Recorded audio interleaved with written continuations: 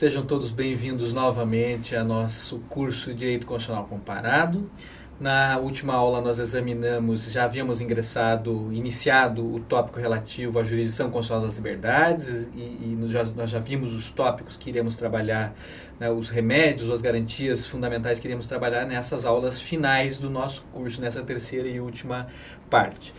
Examinamos na aula passada a reclamação constitucional suíça, em largos traços, dentro daquilo que é possível no tempo do nosso curso, e na presente aula nós vamos analisar um instituto semelhante do direito austríaco, não é a reclamação de direito público, como se chama no direito suíço, como nós vimos na aula passada, mas é a reclamação de direito constitucional da Áustria, que é criada no direito austríaco também, em função exatamente da necessidade de proteção dos direitos fundamentais, é um instituto semelhante, mas que tem as suas peculiaridades, e que nós passamos, portanto, a examinar a partir dessa aula.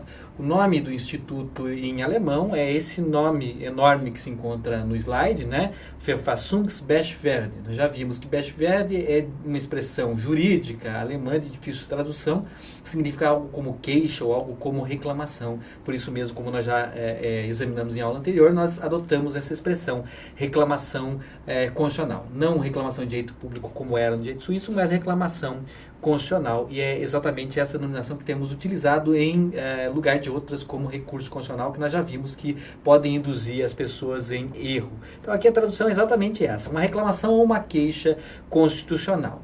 As origens desse instituto, tal como outros institutos que existem na Europa, remontam aproximadamente ao século XIX.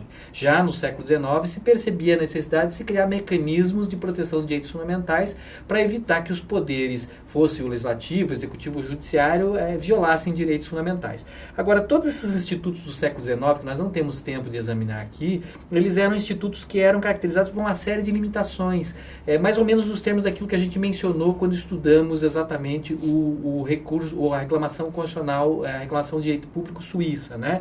Limitações no sentido de que eram expedientes mais políticos do que jurídicos, né? Recursos feitos mediante órgãos políticos, recursos que não tinham uma eficácia efetiva. Então, efetivamente, institutos são apenas precursores, não são efetivos institutos daquilo que a gente vem a chamar de jurisdição constitucional das liberdades no sentido contemporâneo, devido a essas limitações. Agora, algumas características já eram estabelecidas no século XIX e nesses institutos precursores da reclamação constitucional austríaca, que continuam sendo característicos desse instituto. Um deles está exatamente aqui no último tópico do slide, né? O que é que pode ser objeto dessa reclamação constitucional austríaca? Apenas atos administrativos de autoridades federais ou autoridades estaduais, né? A Áustria é um estado federativo, assim como a Suíça, assim como a Alemanha, né? Mas aqui, diversamente do que ocorre no direito suíço, como nós vimos,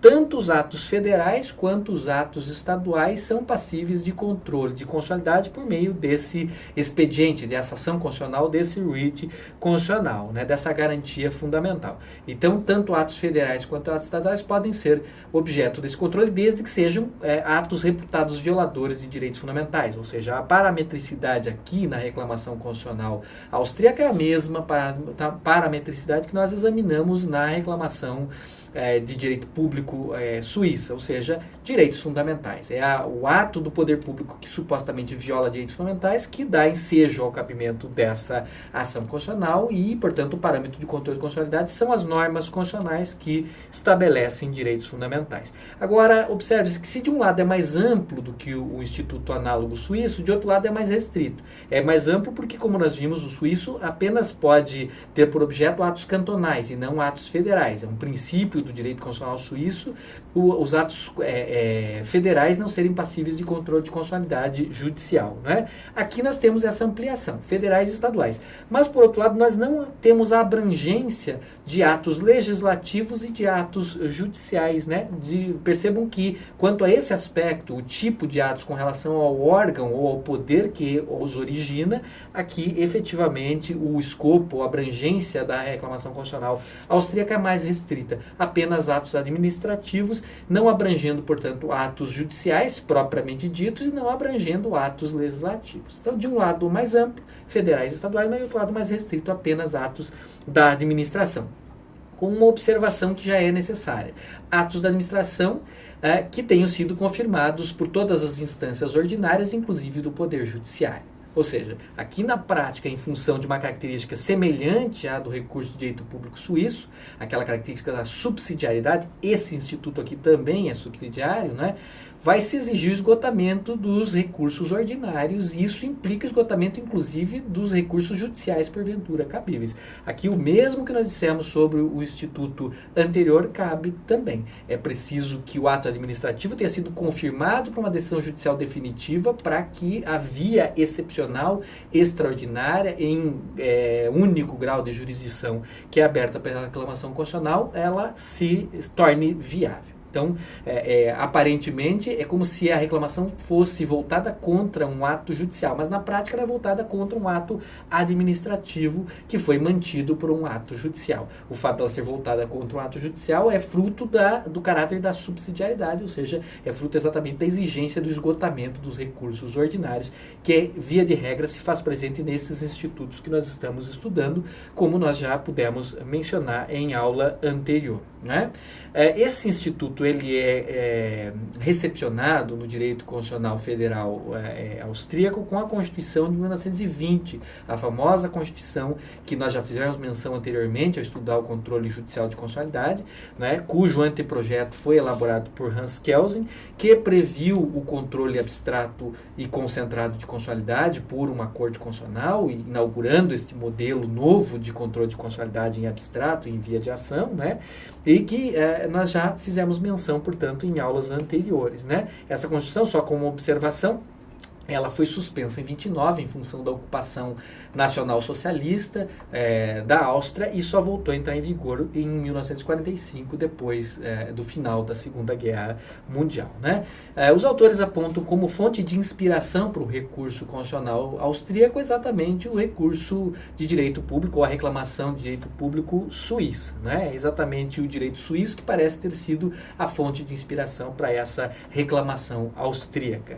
A competência para julgamento cabe ao Tribunal Constitucional Austríaco, né? Verfassungsgerichtshof. Nós já vimos, Gerichtshof é corte, né? E Verfassungs constitucional. Então, corte constitucional aqui na Áustria, nós já sabemos que existe uma corte constitucional que monopoliza a jurisdição constitucional, que monopoliza o controle de constitucionalidade das leis, e é exatamente perante esse órgão, né, um órgão à parte da jurisdição ordinária, como nós sabemos, que é possível impetrar o recurso ou a reclamação constitucional, né, sempre que alguém reputar que teve direitos fundamentais violados em função de um ato administrativo, né? Esse é o pressuposto de cabimento. Nós já vimos também que esse Tribunal Constitucional é composto por 20 juízes, né, sendo 14 efetivos e 6 suplentes, quando nós examinamos o controle de constitucionalidade feito pela Corte Constitucional Austríaca. Quanto à legitimidade ativa, portanto, ela é essa hoje: pessoas naturais ou jurídicas, direito privado, né, que sejam os titulares do direito fundamental que se reputa, que se alega lesado ou violado. O prazo para a impetração desse remédio constitucional é exatamente de 6 semanas, contadas da notificação do ato administrativo ou da confirmação judicial desse ato administrativo. Como nós vimos, pressupõe-se o esgotamento dos recursos ordinários e, portanto, pressupõe-se aqui decisão judicial transitada em julgado. Exige-se a forma escrita. Esses remédios normalmente não têm grandes formalidades por serem remédios atinentes à jurisdição constitucional da liberdade, mas existem algumas formalidades, entre elas exatamente a propositura por escrito. Como nós já vimos também, quando se instaura esse tipo de mecanismo, ação constitucional proposta diretamente na Corte ou no Tribunal Constitucional sob a alegação de violação de direitos fundamentais, existe um risco de abarrotamento da Corte, de sobrecarga da Corte com ações propostas muitas vezes de maneira temerária, etc. Exatamente por isso, como nós vimos ao estudarmos a reclamação de direito público suíça, que existem requisitos e filtros, né, como, por exemplo, a subsidiariedade. Aqui é outro filtro, outro elemento que existe para tentar diminuir o risco dessa sobrecarga do tribunal ou da Corte Constitucional. Existe a possibilidade de rejeição liminar, né, do remédio impetrado, desde que seja caso de manifesta inadmissibilidade. É exatamente um caso análogo, nós vamos encontrar uma situação parecida, por exemplo, no direito constitucional alemão. Também lá existe um mecanismo semelhante, também lá esse mecanismo é subsidiário e também lá em situação de manifesta inadmissibilidade, principalmente, eventualmente, é possível a rejeição liminares, ou seja, sequer o processo será conhecido, né? Então, existe essa possibilidade também aqui no direito austríaco. Todos esses mecanismos normalmente também contemplam a possibilidade de suspensão cautelar do ato que é impugnado, exatamente em função do risco de que uma lesão a direitos fundamentais possa acarretar uma situação de gravidade mais intensa, né? Então, efetivamente, aqui existe a possibilidade de medidas cautelares, né, liminares que suspendam o ato até o julgamento ulterior desse processo constitucional, especial, extraordinário, de instância única, né, que é a reclamação constitucional. Então, também aqui a possibilidade de concessão de liminares suspendendo o ato até o julgamento final também é possível. O procedimento não dá tempo da gente examinar com mais vagar, com mais profundidade, mas ele essencialmente se divide em duas etapas, né? Uma etapa preparatória que é predominantemente escrita e outra etapa que é predominantemente oral, que são exatamente os debates feitos em sessão plenária do Tribunal ou da Corte Constitucional Austríaca, melhor dizendo. A deliberação é feita de maneira pública, né, e se dá por maioria de votos, né, em uma sessão aberta, portanto, diversamente do que ocorre em outros momentos no que diz respeito ao controle de constitucionalidade, como nós já examinamos em aulas anteriores. Aqui, os debates, a discussão, a deliberação são públicos, assim como depois, naturalmente, a própria decisão que é proferida pela Corte Constitucional Austríaca. A decisão pode ser, naturalmente, pela procedência ou pela improcedência, né, sendo pela procedência, ou seja, julgando seu ato administrativo como violador de direitos fundamentais e inconstitucional, portanto, a eficácia aqui é declaratória dessa inconstitucionalidade e constitutiva, no sentido de constitutiva negativa, né, ou desconstitutiva. Significa que o ato administrativo vai ser anulado pela decisão do Tribunal Constitucional ou da Corte Constitucional aqui, nesse caso. Então, essa é a principal eficácia. Aqui não se postula, em princípio, outros pleitos como indenização pelos danos sofridos ou coisas do gênero, né? A regra não é essa. A pessoa prejudicada, se houver experimentado danos, ela pode buscar pelas vias processuais civis adequadas a indenização, o ressarcimento. Aqui, o objetivo fundamental é proteger a constitucionalidade, proteger os direitos fundamentais e, portanto, nós temos aqui exatamente essa eficácia que é declaratória de uma inconstitucionalidade e anulatória de um ato administrativo violador de direitos fundamentais.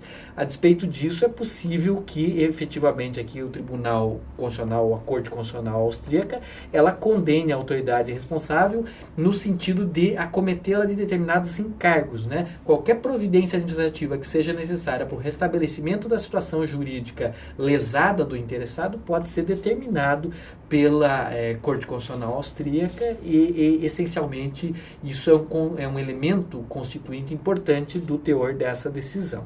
A única condenação em termos de efeitos pecuniários é aqui exatamente a possibilidade de condenação do vencido, né, da autoridade responsável pelo ato administrativo inconstitucional em custas processuais, desde que haja pedido nesse sentido para o autor. Então, é um instrumento que tem essa eficácia essencialmente. O objetivo é proteger direitos fundamentais, a eficácia é essencialmente cassatória ou anulatória, né? Ela visa exatamente desconstituir o ato administrativo, ainda que já confirmado por sentença judicial, né? Ela não tem eficácia indenizatória e a ideia é exatamente evitar a lesão a direitos fundamentais ou fazer com que essa lesão cesse, não é? Essa decisão, portanto, ela tem essa característica, não é, notem bem, uma decisão de caráter daquela proferida, por exemplo, por um tribunal superior no julgamento de uma apelação ou de um recurso. Não tem essa reclamação constitucional, é uma ação originária e ela tem uma peculiaridade, ela visa tutelar direitos fundamentais, exatamente em face de um ato administrativo que os viola, não é? E, portanto, a autoridade, o Tribunal Constitucional Federal não se substitui ao órgão jurisdicional inferior, cuja decisão foi objeto de impugnação em função do ato administrativo ser reputado inconstitucional. Aqui, efetivamente, não tem essa eficácia devolutiva, é uma eficácia meramente cassatória ou anulatória, constitutiva negativa para proteger direitos fundamentais, embora o Tribunal, a Corte Constitucional Austríaca, possa estabelecer as medidas necessárias para a preservação dos direitos fundamentais do impetrante. Na nossa próxima aula, nós vamos examinar um instituto semelhante do direito constitucional alemão, que é a chamada reclamação constitucional alemã.